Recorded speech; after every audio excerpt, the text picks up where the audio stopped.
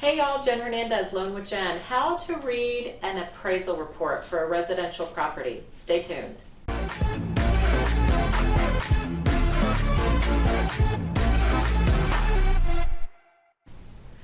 Okay, we're back. Hey, if you're new to the channel, please like, share, and subscribe. I release 2 educational videos about buying or selling homes every single week. One-stop shop.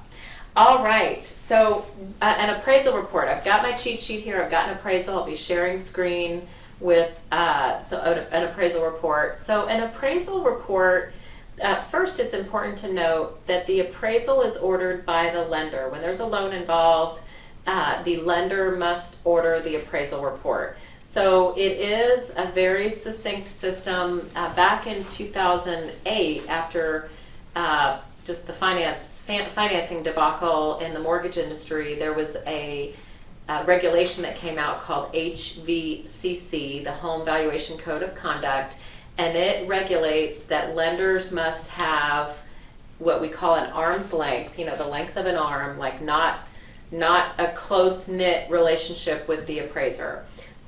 So we must have a list identified, which all lenders do, and we have to randomly select appraisers in a certain market area. Now, Legacy makes sure that we have a very tight zip code filter, and we don't have an appraiser 100 miles away, appraising a certain property. So every company's different how they manage the choosing of the appraiser, but it's important to note that the realtor nor the homeowner nor the seller can have any activity at all in choosing the appraiser when there's a loan involved. Okay, so that's really important to note. Now, the appraisal will be performed.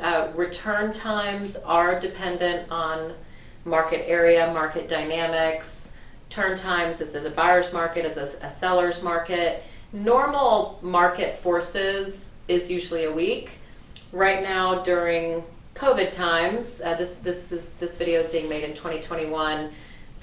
Texas or at least Houston, is 2 to 2.5 weeks, depending. Is it a conventional loan? Is it an FHA loan? So lots of factors go into that. What's I think important to note is talk to your local lender about current turn times in the current market. It's not the same at all times of the year, nor for all kinds of properties.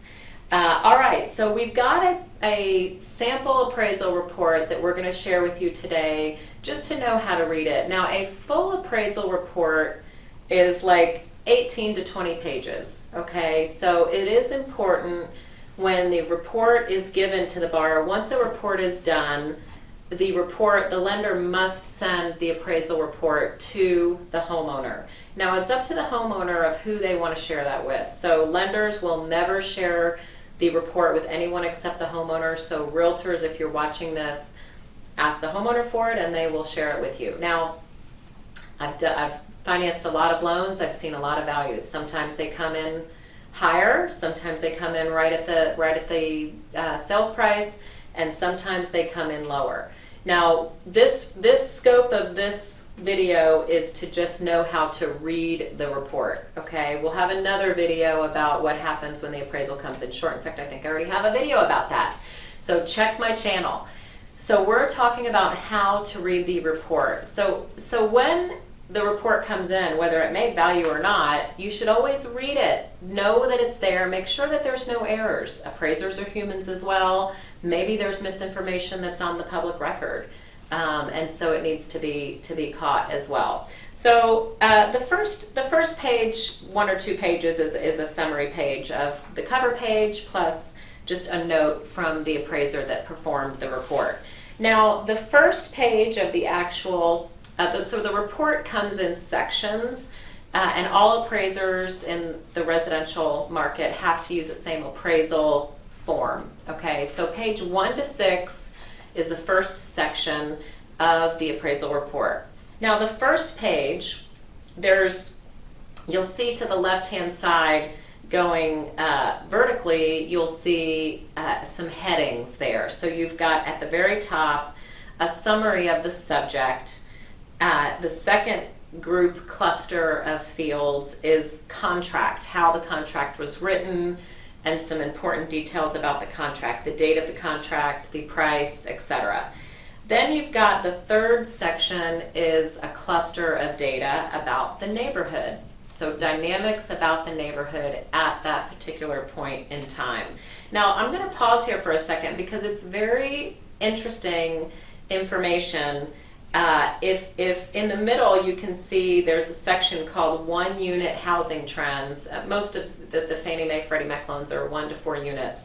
So 1 unit housing trends, if this is anything other than stable or increasing, so if it's a declining or oversupply market, that's a whole different story that lenders look at as a red flag, and a second appraisal might be required. Now, I haven't, in my 25 years, I haven't seen that in a very long time, but I have seen it. In this particular example, trends are increasing, so that's very good news. But did want to point that out, that the neighborhood section is really important to see what's happening around the subject property. Now, the next cluster of data is the site. So how many square feet? Was a survey provided? Are there public utilities? Is it public sewer and water, or is it some more rural properties have well water and septic tanks? So that's really important to know. And then the last cluster on page 1 is improvements. And so are there certain noted improvements on the property? Now this is where if it's been recently upgraded, and it's noted and the appraiser has access to that information, then it will be noted there. So page 1 is a summary of the entire neighborhood subject property contract, okay? Now you get to page 2, and this is really where the meat of the analysis of the data comes into play. Now at the top, it's very important to notice the very first 2 lines. Now this writing is small, okay? These reports come over, there's so much data on here, you almost have to get your highlighter out and really highlight the things that you want to see. But the most important data is to see what's trending in the neighborhood. So you can see on this particular one that there's only 1 property for sale in the subject neighborhood. Now it happens to be because it's a backup contract market at the time of this appraisal. But regardless, that's a trigger of whether there's an oversupply or undersupply on any given appraisal. So it shows the range, and it also shows in the previous 12 months how many comparable sales were in the neighborhood. So this particular one doesn't have a lot of sales in the neighborhood. 12 is not that many actually for the neighborhood. So it just shows you the range in a 12-month period. So it's an important analysis to note. Now the next thing to notice is everything is done in this grid format. So appraisers do not appraise by price per square foot. Now clients, borrowers, and sellers and realtors, when they're talking about pricing a property, it's very common that we hear realtors talk about price per square foot. And that's probably because that's just the common denominator that they can talk about and measure. However, appraisers don't appraise that way. So I'm about to prove a point here and show you that you can have a couple of properties that are different, and we really use the appraisers use a method of just pluses and minuses. So in the far left-hand column, you have the subject property at $238,000. So that's constant right there, and then it's being compared to 3 different properties in this sample. So you've got different amenities of the property as you go down the grid. The location, the site square footage, the design, quality of construction is very important. Q1 to Q5 is how lenders assess quality of construction now, using a numerical format instead of just the word fair or good or excellent.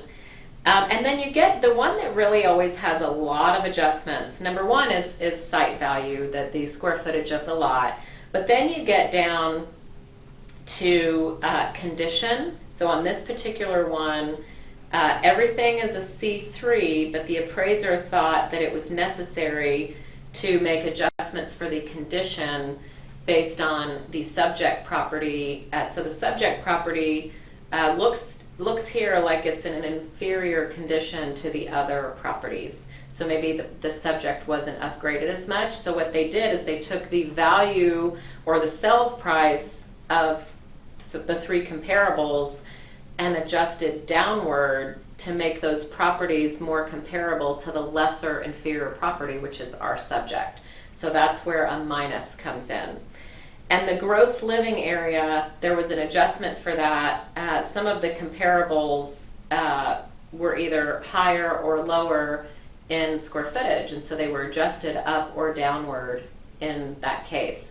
So to summarize for you in the pluses and minuses, the subject property, the one on the far left, is the property that's being appraised.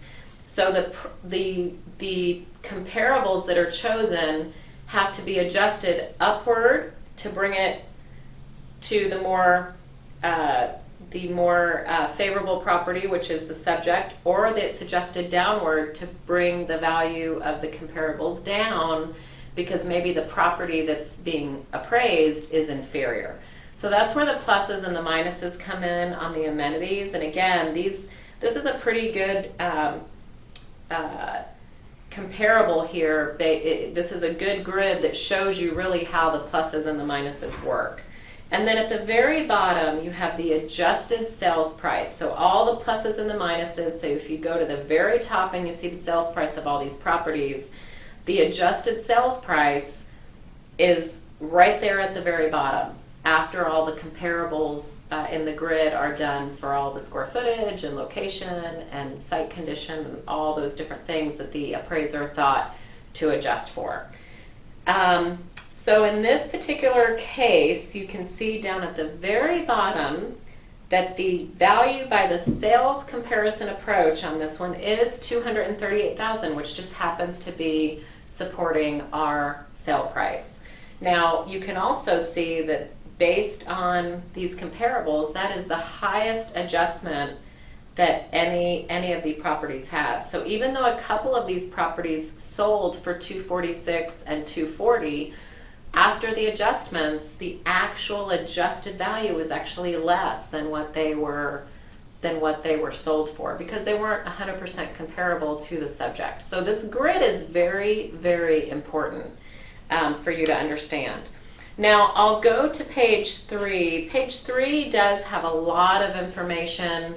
We're not going to read this line by line, but page 3, when you're wanting to know what the appraiser thought about the different comparables that were used, it's always embedded in here. He talks about the condition of each property, why he did or didn't use a more favorable, addition or subtraction. All of it is embedded here on page 3, explaining why he did or did not use certain comparables. You also have, so on page 4, that is all pre-typed in information. None of it is anything that the appraiser has retyped, so that's kind of a filler page. Page 5 is the same. Page 5 is just a filler page with just appraiser certification and some important information of attestations that they're making. And then their signed certification and the date of the appraisal is on page 6.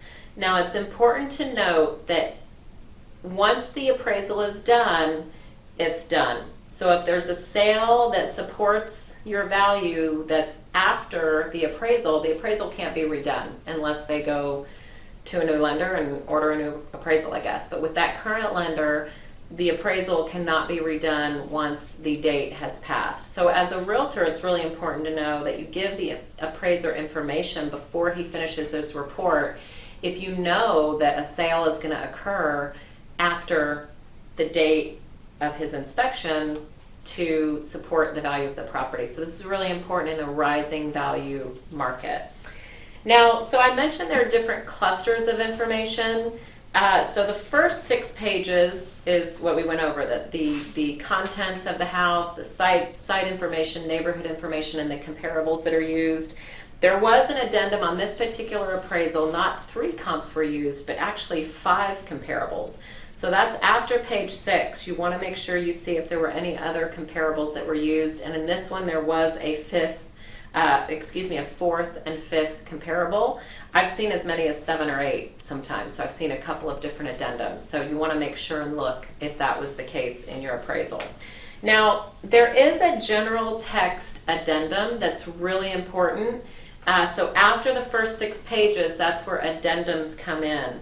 And they go into more, again, detailed description about the neighborhood conditions, market features, all of that is embedded here. So if you do have an appraisal that comes in short, it is very important to read all aspects of the appraisal. So it's very common that we'll have, agents and or buyers and sellers, rebuttal the appraisal because let's say the value came in short. And then when they rebuttal and they give us more information, sometimes it turns out that the information they're giving us was already in the appraisal, they just didn't read the report. So it's very important you read the report, get out your highlighter, as I've indicated, and really read what they're saying so that you can be more successful in your rebuttal if you have information that you think that the appraiser missed.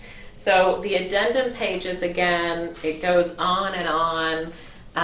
Once you get past the second or third addendum, it's all just filler information, but you don't want to miss the property data that's right after those grid pages that we talked about. So that is how to read an appraisal report, and then at the very end they'll have pictures of the different properties that were used, but all of that is these days also available online. That's where they get a lot of it, is the online MLS these days.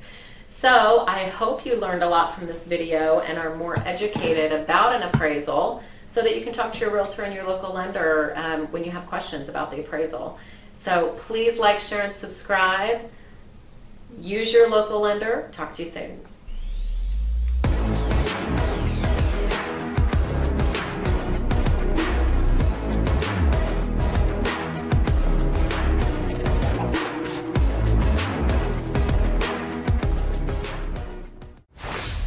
Legacy Mutual Mortgage is an equal housing opportunity lender. The opinions expressed here do not reflect those of Legacy Mutual Mortgage.